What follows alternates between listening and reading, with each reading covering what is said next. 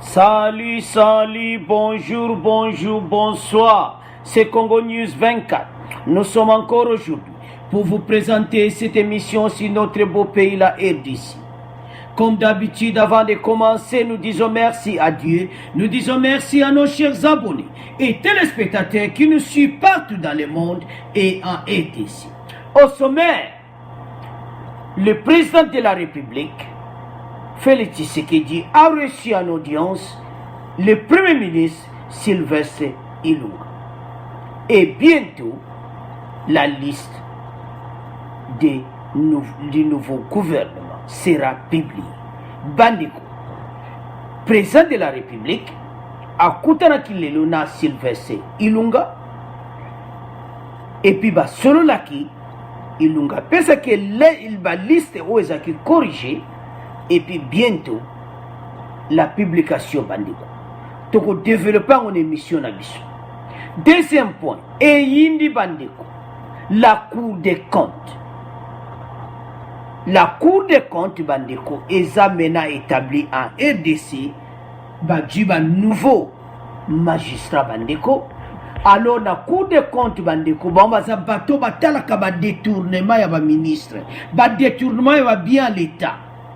Alors, Cour des comptes est installé, un nouveau magistrat, donc c'est le recrutement il y a un magistrat, donc il y a un avocat, donc Zali Yakoyinda, et puis nous allons développer la Cour des comptes.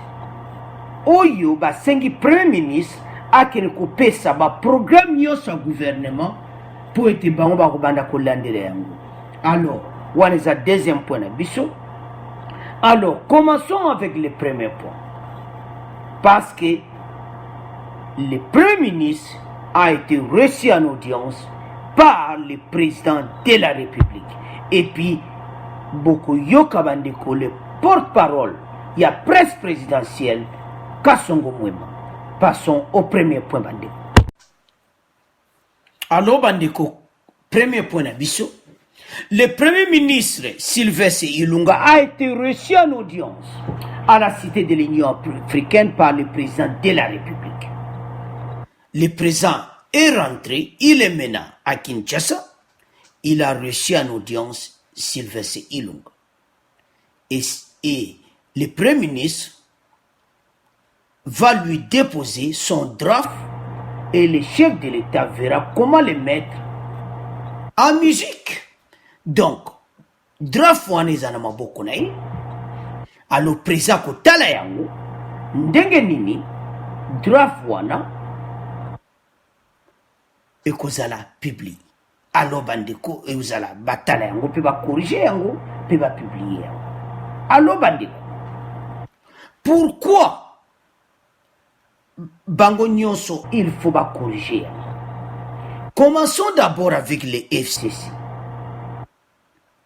FCC sont obligés de s'incliner.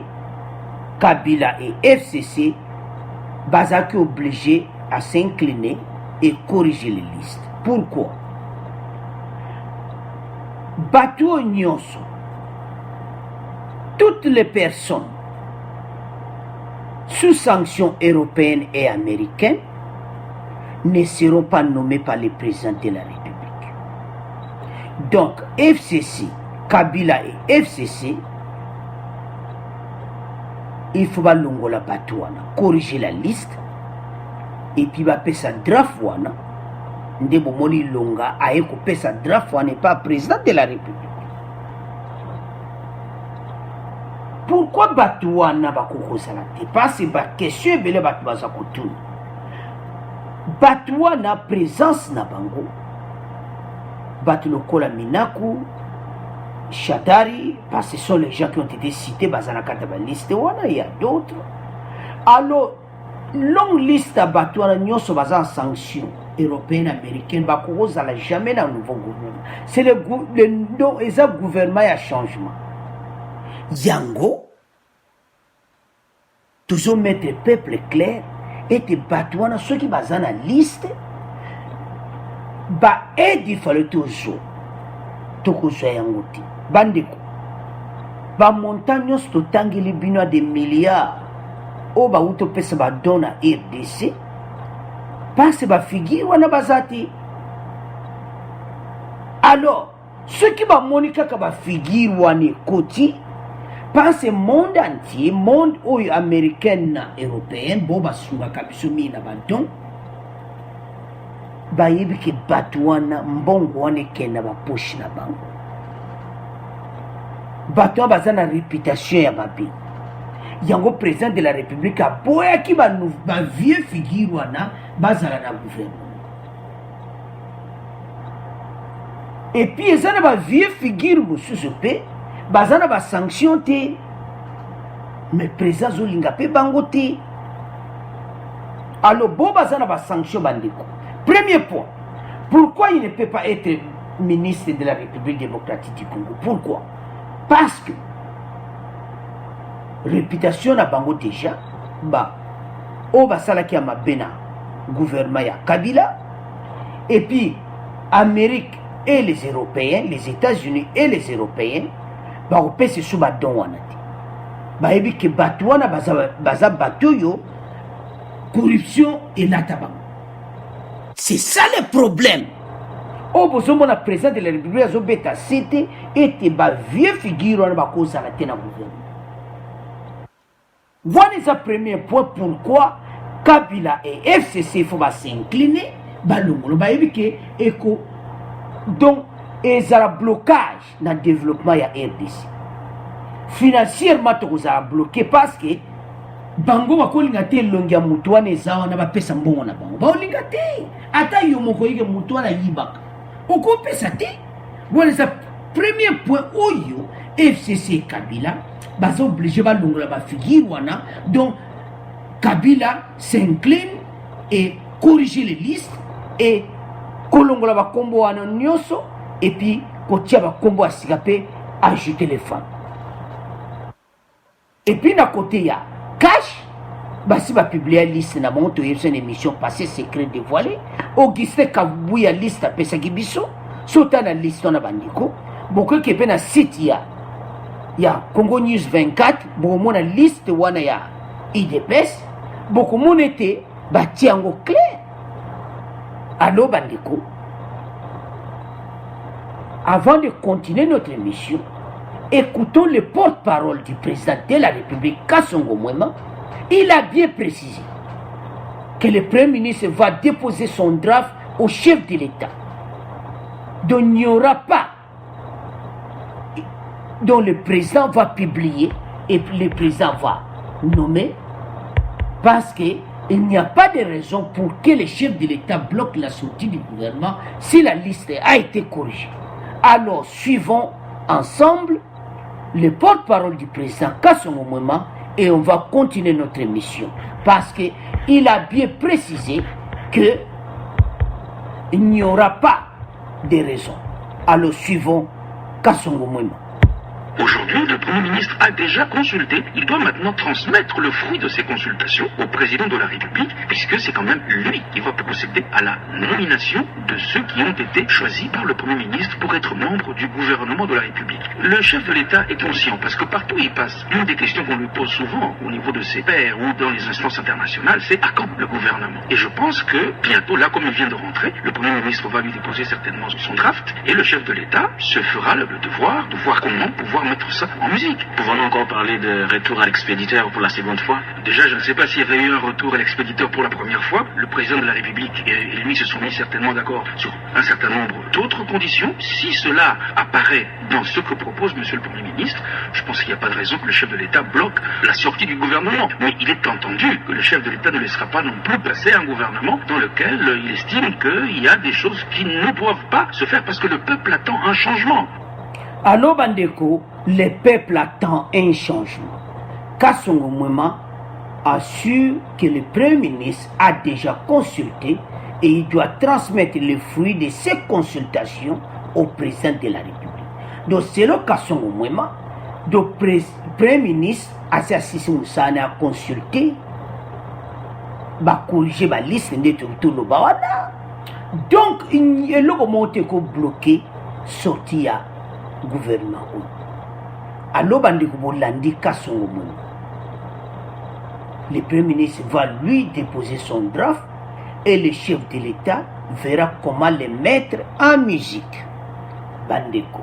Yo kaka songo mwema bandeko. Alors, Ezaclair était donc bientôt nouveau gouvernement. Alors, côté ya Cash, tout le côté à FCC va choisir de s'incliner et de corriger la figure wana parce qu'ils ont bloqué le gouvernement. À côté cas pour les changements, les listes des ministres lui transmis et puis ils ont corrigé ça. Et puis bango batie ba femme déjà parce que ba problème ezaki basi bazala ependate. Alors côté à Cash batie basi. Alors bande côté à Cash problème auto ba l'émission passée. Alors ba komina ba ali. Alors tout le monde qui na liste wana bandiko batie ba ali. Sobo kena site na biso bo mona yango ya Congo News 24 liste wana ya Cash batie ba ali. Alors bandiko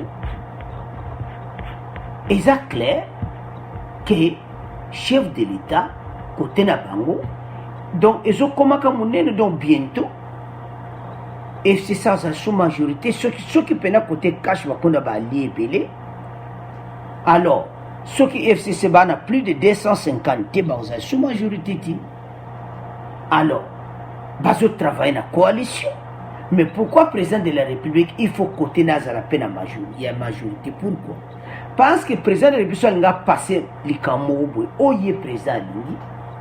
Alors, ce que ça vote dans l'Assemblée nationale, alors vote on est en faveur du président de la République, et puis ma Cameroun, ça a besoin de salama et de nation. Yango, et ce singaki, azala, na nombre de députés de côté naïe, yango de pour cela, et ça clair, et te cash, donc, IDPS a dû 4 poste ba pesi ba ali mais ba ali yango batangi kombote bande alo bandeko bwana ezaki premier point na biso tout olandi kasongo mwema biso tout olandi nde te expliquer wana to pesi pourquoi FCC faut ba changer parce que bilongi wana ba musu bazande to lobaki baza même na sanction te mais déjà bazana bambeba. Mais bon bakoya bako signer engagement. Alors pourquoi bako signer engagement? Yango to kene na deuxième point. La Cour des comptes. Bandeko Cour des comptes wana to ko expliquer bino yango. Alors passons au deuxième point, Cour des comptes. Alors bandeko to comme la deuxième point na biso bandeko Cour des comptes. Cour des comptes bandeko eza institution moko pays na biso na justice oyo ezotala makambo mingi ya finance ba bien à l'état donc makambo ebele bandi donc pour mboka na biso pene ezala bien il faut bango pene basala musala na lera Kabila totika koyeba te la Cour des comptes musala ni baosala alors avec le gouvernement du président Félix ba établir ango ba mettre ango vraiment en place nango penza ba sali ba recrutement bozo mona ba jeune avocat donc ba sali pene ba recrutement alors mosala na bango zani parce mboka na sur le baby et ça parce que économie na biso ba biloko ebele donc makamtu ezaki na corruption. La détérioration de l'économie congolaise due à la mauvaise gestion des deniers publics par des personnalités ayant en charge les hautes fonctions de l'État. La mise en place de la Cour des comptes et pour corriger ma cambonios. Mboka na bise comment qui na ba ndona économie na bise comment par terre parce que corruption ko yiba tout ça. Alors yango ba alors Cour des comptes il faut quoi ça la pena musana. Parce que l'ancien gouvernement Cour des comptes ezaki étouffé. L'invitation bandi que belé pena ba yeba ki Cour des comptes. Si tu regardes cette situation que le parquet financier près de la Cour des comptes s'est lancé dans la campagne de vulgarisation de son rôle pour mettre en garde les récidivistes. Donc, sikoyo, le parquet financier près de la Cour des comptes, balbasa la pena musana. Bandeko parquet financier baza batu oyo. Soli kambo kwe bango baza wana. Mbongo bungi bango baza wana. Dans son rôle de veiller au maintien de l'ordre public dans le domaine des finances publiques. Le parquet général près de la Cour des comptes exerce les compétences, si après de mener des investigations nécessaires sur la situation des recettes constatées. Donc, Batouana Bandeko, bakosala d'investigation moko important. Le parquet financier wana, basali d'investigation nango et puis bapesa na Cour des comptes, près de la Cour des comptes. Donc, bango musana bonde wa travailler wana bandeko. Le parquet financier bandeko près de la Cour des comptes, musala nango bandeko. Ezali kokanga bato nyonso bazo yiba bilo mbongo leta. Bato bazo bebisa ba bia leta. Bato yudo eza makambo ebele ba recouvrement. Mbongo bonso ba yo constater ba kolanda yo. Ko surveiller trésor public na biso ba mbongo na biso tout ça. Donc ceux qui recette, ceux qui mbongo moko kota kezo mwana te, ba landende passer ka ministre oyo. Ceux qui va cour de compte bazala qui me bat donc mbala moko. Le cour de compte musala na penza. Allo bandeko. Et ce bana musala na propre parce que era kabila pene yebana epinati. Donc bango pena musala na bandeko. Ya bakanga bato nyonso oba osala mbeba. Bango ba osabe investigation financière. Ah, il y a un faute. Ah, bon, oeza.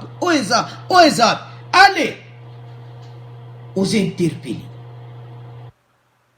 au parquet financier près de la Cour des comptes. Bandeko, et ça, ni moko important. Alors, en tête nango bandeko, et ça le professeur Sultan Kayumba, procureur général près de la Cour des comptes. Bandeko Bolanda, un professeur Sultan Kayumba, Yemutaza procureur général près de la Cour des comptes. Donc bakanga bato nyonso baosa ba mayuya. Bakolanda nyonso. Suivez bandeko. La Cour des comptes vérifie sur pièce et sur place la régularité des opérations des recettes, des dépenses, des trésoreries et du patrimoine enregistré dans la comptabilité publique. Je répète encore, bandeko. La Cour des comptes vérifie sur pièce et sur place la régularité des opérations des recettes, des dépenses, des trésoreries, des patrimoines enregistrés dans la comptabilité publique. Donc, bango, sur place, bazo vérifier pièce sur pièce. Et puis sur place, ba vérifier ba recette wana, mbongo ba dépense ou sali, de ba lati mikanda oekeapo. So ezate a interpellé au parquet financier près de la Cour des comptes. Là où le professeur Sultan Kayumba, procureur général près de la Cour des comptes à Zozelabi. Et ça ya koyinda bandeko. Yantoloba ke ça ya koyinda parce que ba ministre nyonso ba ko signer engagement. Mutu akoyiba ba okanga ye. Alo bandeko, Cour des comptes yango wana etelemi. Yo siko ministre ya koyiba bela ba millions komo ya. Bambongo kongo ya koyiba. Alo bandeko, à vous de commenter na deuxième point tout le cas sikoyo na résumé mission na biso. Alors en résumé bandeko toloba kete na premier point toloba qui était premier ministre akutana ki na président de la République. Alors liste pesamaki. Alors bientôt le nouveau gouvernement. À vous de commenter nango. Et puis deuxième point, Cour des comptes bandeko sala musana ngo bakanga bato nyonso o basala mbeba na RDC yaba bien l'état. Alors bandeko, à vous de commenter abonnez massivement. Au revoir, à la prochaine.